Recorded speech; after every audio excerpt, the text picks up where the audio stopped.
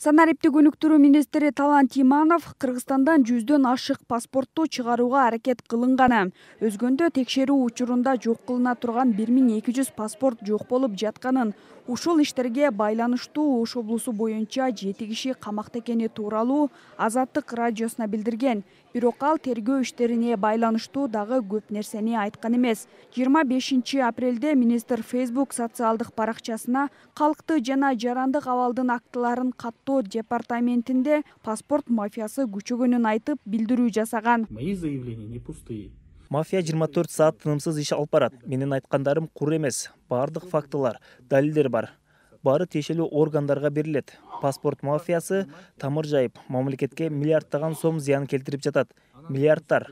Алар билгизбей пара алып, коррупцияны гүлдөшүнө шарт түзүүдө. Бул сфера тыкыр текшерүүгө муктаж. Спокойно работают под боком.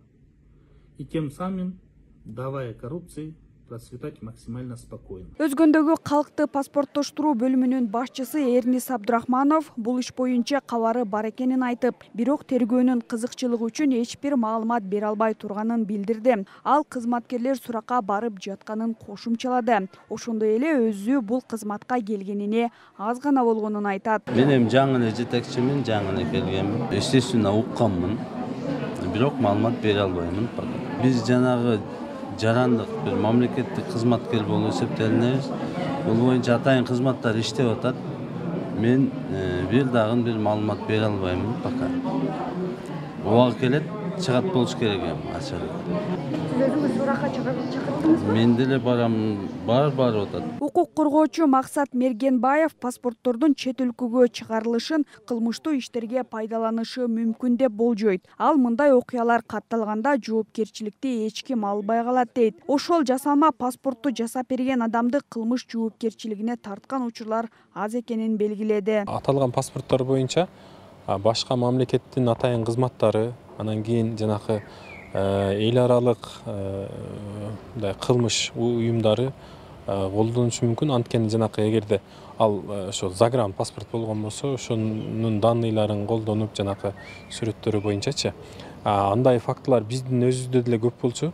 Анткени жанакы паспорт столдон азыр мен бир эки адамдын немесин билем.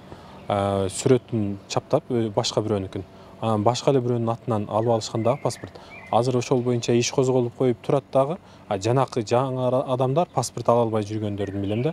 Бул схема ошол министр айткандай эле жана түптөлүп калган десек да болот. Кыргызстанда жасалма паспорттордун берилишине байланыштуу бир катар чуулгандуу окуялар катталган. Козголгон кылмыш иштери эмне менен аяктаганы белгисиз учурлар көп болгон. Буга чейин иликтөөчү журналист Али Токтакунов Москвада жасалма кыргыз паспорту айдоочулук күбөлүктөр жасалып жатканын аныктаган иликтөөсүн жарыялаган. Зыягүл Болот кызы, Асылбек Турдалиев, ТМЖ жаңылыктары.